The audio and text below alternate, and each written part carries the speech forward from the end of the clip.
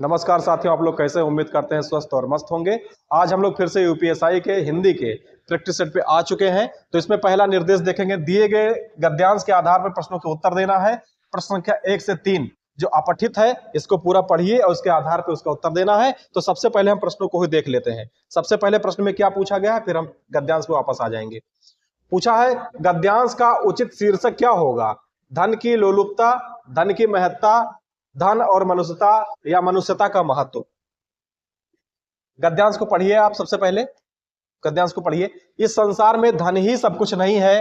धन की पूजा तो बहुत कम जगहों पे होती देखी गई है। संसार का इतिहास उठा के देखिए और उदाहरण ढूंढ ढूंढ कर सामने रखिए तो आपको विदित हो जाएगा कि जिनकी हम उपासना करते हैं, जिनके लिए हम आंखें बिछाने को तैयार रहते हैं, जिसकी स्मृति तरोताजा रखने के लिए हम अनेक तरह के स्मारक चिन्ह बनाकर खड़े करते हैं, उन्हें रुपए कमाने में अपना समय नहीं बिताया था, बल्कि उन्हीं ने कुछ ऐसे काम किए थे जिसके महत्ता हम रुपए से अधिक मूल्यवान समझते हैं। जिन लोगों के जीवन का उद्देश्य केवल रुपए बटोरना है, उनकी प्रतिष्ठा कम हुई है। अधिकांशतः अवस्थाओं में उन्हें किसी ने पूछा तक नहीं है। उन्होंने जन्म लिया, रुपया कमाया, परलोक की यात्रा किया, किसी ने जाना तक नहीं कि वो कौन थे, कहां गए। मानव समाज स्वार्थी अवश्य है, पर वह स्वार्थ की उपासना नहीं करना जानता। अंत में वही पूजा जाते हैं जिन्होंने अपने जीवन को अर्पित करते सच्चे मनुष्यत्व का परिचय दिया है। तो इसमें सबसे पहले प्रश्न की तरफ आ जाएं। इसका उचित शीर्षक क्या होगा? इस पैराग्राफ का धन की लोलुपता है या धन की महत्ता है या धन और मनुष्यता है? तो इसका सही उचित शीर्षक क्या होगा? मनुष्यता का महत्व। धन से कहीं ज्यादा महत्व किसको दिया गया है? मनुष्यता को दिया गया है। उपयुक्त गद्यांश के अनुसार संसार में किस तरह के मनुष्य की पूजा होती है? जो धनार्जन एवं त्याग दोनों करता है, जो पैसों को कल्याणकारी कार्यों में लगाता है, जो मानवता की सेवा में लगा रहता है। किसमें? जो मानवता की सेवा में लगा रहता है उसकी क्या होती है? पूजा होती है। जो सच्चे मनुष्यत्व के लिए कार्य करता है, जो सच्चे मनुष्यत्व के लिए कार्य करता है, यह भी ठीक है, लेकिन सबसे ठीक क्या है इसमें? जो सच्चे मनुष्यत्व के लिए कार्य करता है, इस पे करिए। और जो मानवता की सेवा में लगा रहता है, यह भी ऑप्शन सही नहीं है। तो 2 का ऑप्शन कौन सा सही है? डी सही है। अगला प्रश्न आपके सामने है, अंतिम जो गद्यांश है, धन की पूजा करने से क्या मतलब है? धन से ज्यादा मानवता पर बल है। धन कमाने वाला अधिक नाम नहीं कमा पाता है। धन की पूजा व्यक्ति को स्वार्थी बनाता है, या धन कमाने की अपेक्षा सच्चा मनुष्य होना ज्यादा अच्छा है? धन कमाने की अपेक्षा सच्चा मनुष्य होना ज्यादा अच्छा है। निम्नलिखित में से स्त्रीलिंग पूछा गया है। किन्नर स्त्रीलिंग है क्या? अहिंसा स्त्रीलिंग है क्या? अंतरी स्त्रीलिंग है या उपरिग्रह स्त्रीलिंग है? अहिंसा क्या है? अहिंसा स्त्रीलिंग का बोध कराता है। अपरिग्रह, किन्नर और अंतरी नहीं कराता है। वाक्यांश का एक शब्द आपको बताना है। वाक्यांश का एक शब्द। जिसके हृदय में ममता नहीं है वो निर्दय होगा? नहीं। वह निर्हृदय होगा? नहीं। वह निर्भय होगा? नहीं। वह क्या है? वह निर्मम है। जिसके हृदय में ममता नहीं वो क्या है? वो निर्मम है। वो क्या है? वो निर्मम है। आगे प्रश्न पे देखें हम। अगला प्रश्न आपके सामने है, निम्नलिखित में से कौन सा शब्द स्त्रीलिंग में प्रयुक्त होता है? हंस क्या स्त्रीलिंग है? नहीं। पंडित क्या स्त्रीलिंग है? नहीं। आचार्य स्त्रीलिंग है? नहीं। ऋतु स्त्रीलिंग शब्द है। भुजंग का पर्यायवाची क्या है? भुजंग का पर्यायवाची शब्द नहीं है। तो ब्याल का मतलब भी सांप, सर्प का मतलब सांप, पन्नग का मतलब भी सांप, गरुड़ इसका पर्यायवाची नहीं है। बड़ा घर छोटा आदमी नीला वस्त्र में विशेष कौन है? अच्छा, विशेष और विशेषण तो आप लोग पहले से जानते हो। विशेषण जो किसी की विशेषता बताए, विशेषण क्या? जो किसी की विशेषता बताए, और विशेष क्या? जिसकी विशेषता बताई जाए। तो इसमें घर की विशेषता बताई जा रही है, क्योंकि घर बड़ा है तो बड़ा शब्द किस में रखेंगे हम? विशेषण में रखेंगे। और घर किस में रखेंगे? घर विशेष में रखेंगे, क्योंकि घर की तरफ इंडिकेट कर रहा है। तो कह रहा है कि विशेष कौन से हैं। अब यहां आदमी क्या है? विशेष है, और उसकी विशेषता क्या है? वह छोटा है। यहाँ पर नीला क्या है? ये विशेषण है। और विशेष क्या है? उस कपड़ा, वो वस्त्र होना क्या है? वो विशेष है।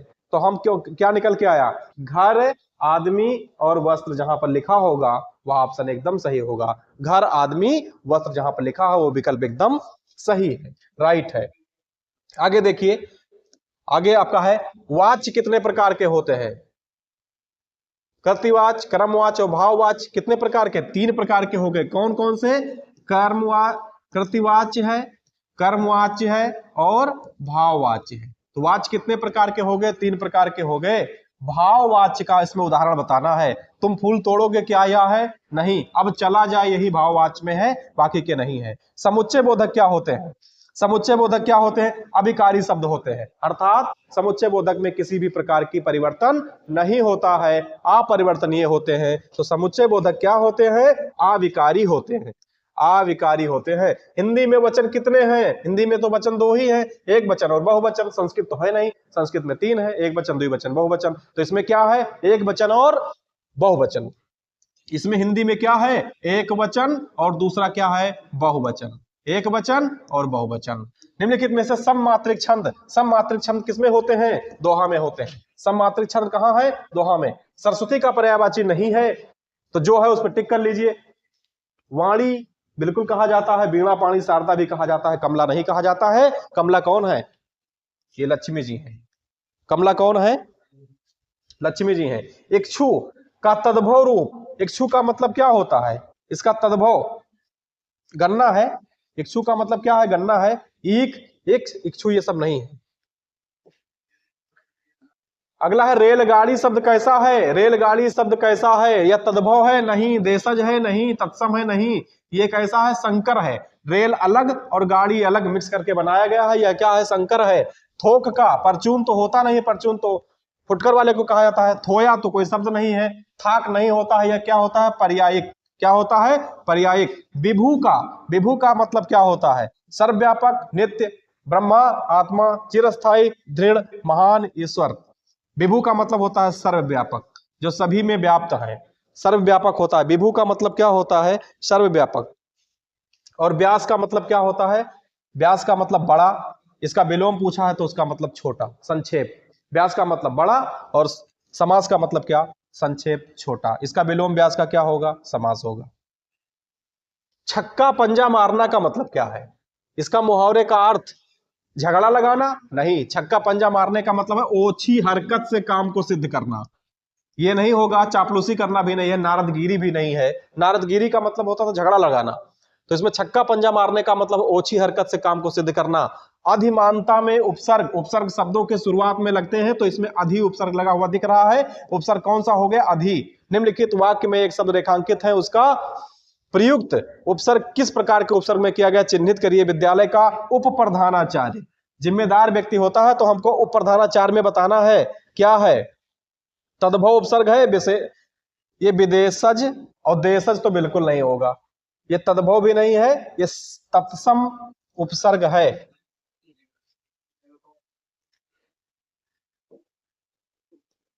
चलिए आगे प्रश्न आपका है, प्रत्यय होता है। प्रत्यय क्या पद के अंश में लगते हैं? नहीं। क्या वाक्य का अंश होता है या नहीं? ये पद्यांश भी नहीं होते हैं। क्या होते हैं? शब्द के अंश में होते हैं। अगर कोई शब्द प्रत्यय युक्त है तो उसमें कोई शब्द है, उसके पीछे इसका जुड़ा हुआ रूप भी है, इसके अंश भी है, इसके अंश भी है। निम्नलिखित में से कौन सा विलोम युग्म त्रुटिपूर्ण है? इसमें दो जोड़ा दिए गए हैं विलोम के, और कौन से जोड़े त्रुटिपूर्ण है और कौन से जोड़े बिल्कुल सही हैं? तो इसमें लिखा है अपेक्षा का उपेक्षा, बिल्कुल सही लिखा हुआ है। अग्रज बड़ा भाई, अनुज छोटा भाई, बिल्कुल सही लिखा हुआ है। आदान प्रदान बिल्कुल सही लिखा हुआ है।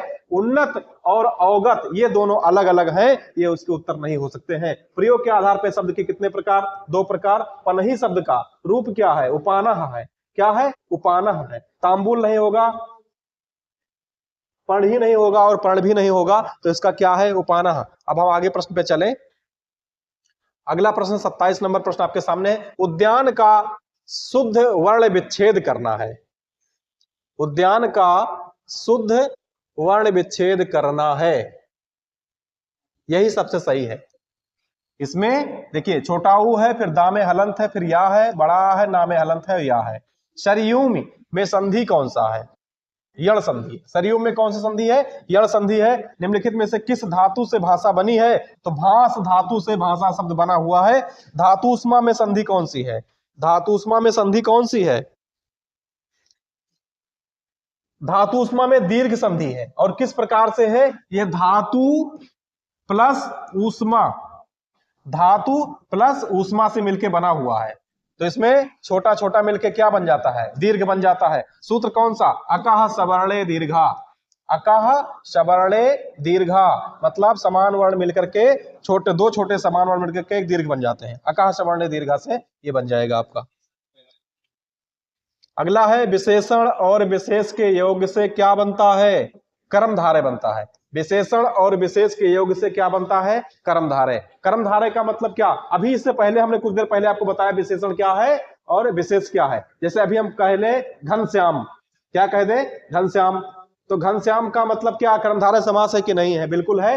ये घन क्या है? घन है बादल।